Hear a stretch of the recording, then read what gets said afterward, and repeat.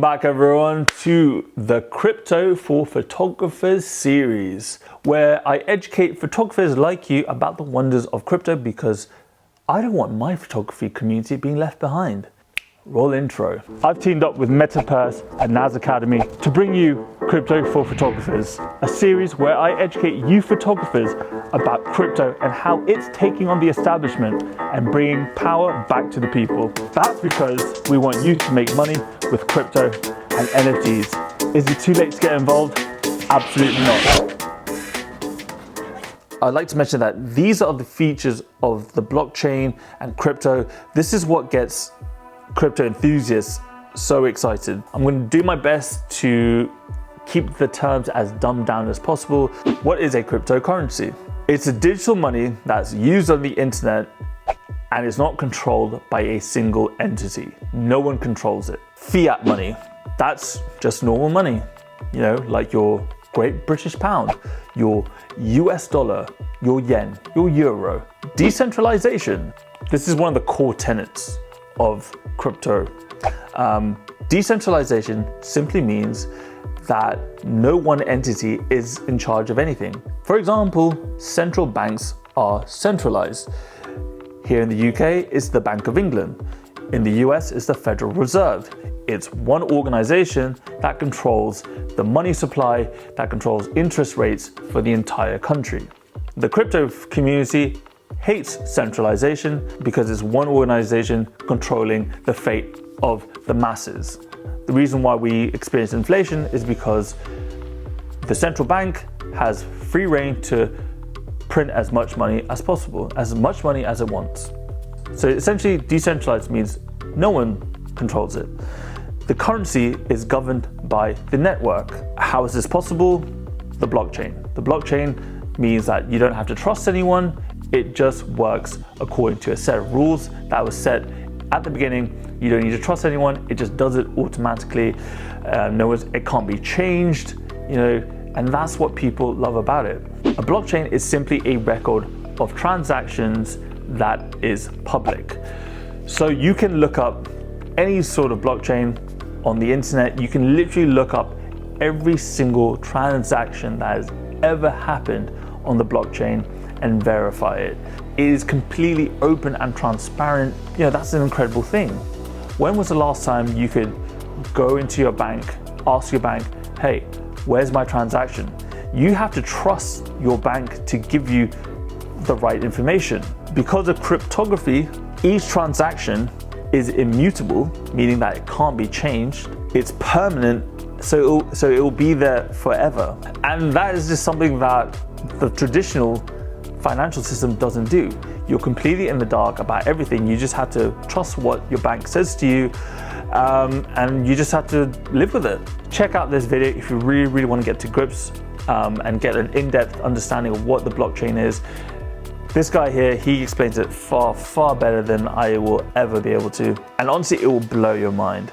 You might be asking to yourself, you know, what about hacking? Surely this will get hacked. Because of cryptography, it's nigh on impossible to hack the blockchain. You'll essentially need galaxies and galaxies worth of supercomputers in order to just hack one block. The sort of computing power that you need in order to hack just one block on the blockchain doesn't even exist. Deflationary. This is another huge feature of crypto that gets people really excited. Most cryptocurrencies are deflationary. Essentially, that is the opposite of inflationary. So Bitcoin is a deflationary currency. All fiat money is inflationary. Basically, inflation means that over time, your money loses value. Things become more expensive, and deflationary means that it's the opposite. Your money gains value over time. How is this possible? Simply put, fiat money has an unlimited supply. Central governments, central banks decide on the day that they're going to, you know, at a drop of a hat, can decide to print trillions of dollars, as you have seen during the pandemic in the US. You're going to have a dilution of value there. Whereas with something like Bitcoin, which is deflationary, supply of it is finite. You know with 1000% certainty that there will only ever be 21 million Bitcoin. And that is huge. You know, knowing full well the supply of an asset is huge, because you know for sure that the value will always be there. You know, people say that gold is finite, but no one knows for sure how much gold there is on Earth. No one knows how much gold is left. Like, anyone who says they do is just lying.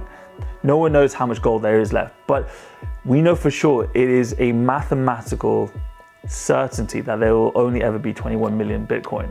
And that's huge. And maybe inflation doesn't seem like a big deal to you now, but for people in Venezuela, people in Turkey, people in Lebanon, in these countries, they are experiencing hyperinflation today. So hyperinflation is a terrible, terrible thing. It's a scary, scary thing, because basically your money becomes worthless by the day.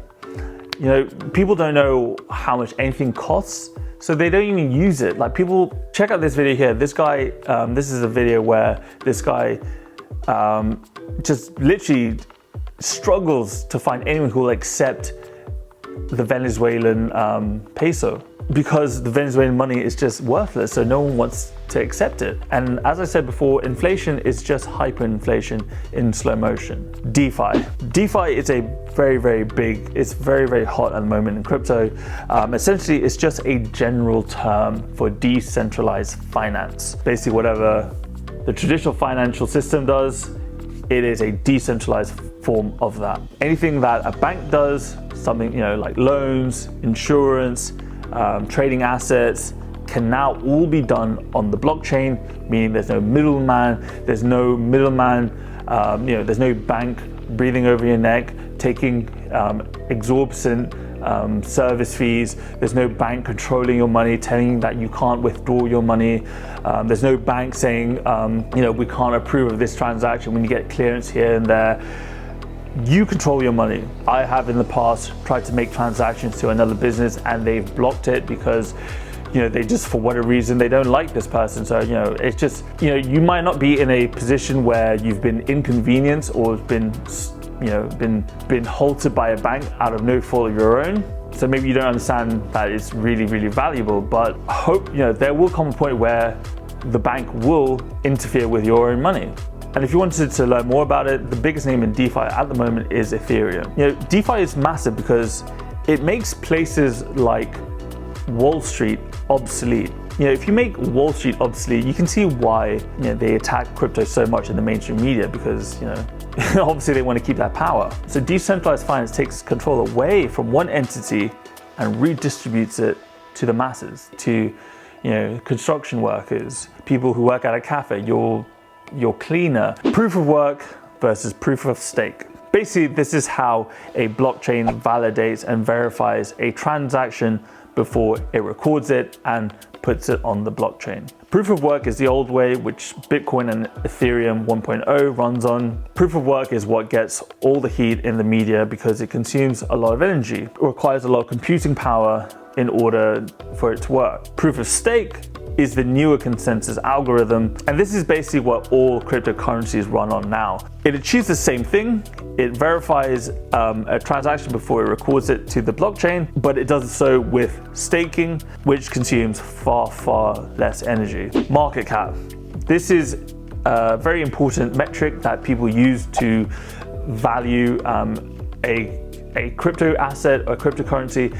People use market cap as a metric for sort of predicting its sort of future growth potential. It is the total dollar value of a asset. In crypto, it's also a very good metric for judging how stable a coin is. Generally, in crypto, the larger the market cap of a coin, the more stable it is, because the bigger market cap ones tend to be more established, more mature, so they're less susceptible to volatility.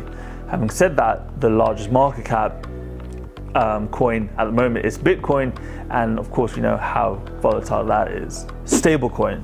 So this is another important one to know. These coins are pegged in value to the USD.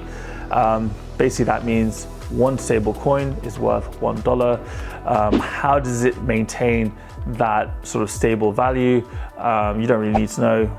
It is sort of what people use in order to hedge themselves against the volatility. So for example, if you have 100 Bitcoin and you see price going up and down, the value of your 100 Bitcoin is going up and down, up and down. So let's say you want to get out of that volatility. So you convert your 100 Bitcoin into USDT, into Tether, which is a stable coin.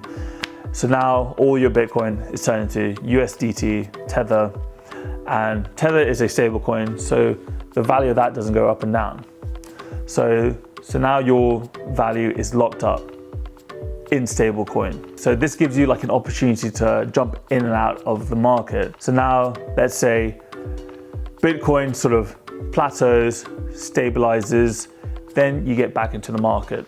Yeah, does that make sense? So it's just a way of being immune to the price fluctuations. HODL, H-O-D-L. Some people say HODL. I say HODL. HODL sounds weird. Basically, HODL, what does that stand for? It stands for holding on for dear life. This is an investment strategy used by investors who really believe in a project and are there for the long term. People who HODL intend to hold on to their investment for dear life, usually for several years. BTFD, that stands for buy that fucking dip. Most smart investors understand that price fluctuations are inevitable, it's normal, in a lot of cases it's healthy for a market. When they say buy that fucking dip, they see those dips as an opportunity to pick up that coin at a discounted price because they predict that the coin will rise back up in price. Bearish. That means you expect the price of the coin to go down. Bullish, that means you expect the price of a coin to go up. So for example, I can say, I'm very bullish on Bitcoin, meaning I expect Bitcoin to continue to rise in price. Anyways, guys, that's it. This list is by no means comprehensive, but hopefully by now you can sit at the crypto table and not sound like a complete noob. I've linked in the description Coinbase's glossary so you can get a more in-depth explanation on all these terms, plus many, many more. Anyways, guys, that's the video. Remember to subscribe, share this with someone who doesn't have a clue about crypto. Follow me on Instagram at Zain Reads a Photo and to stay updated with the series. And for that said and done, boys and girls, I'll see you in the next one. Peace.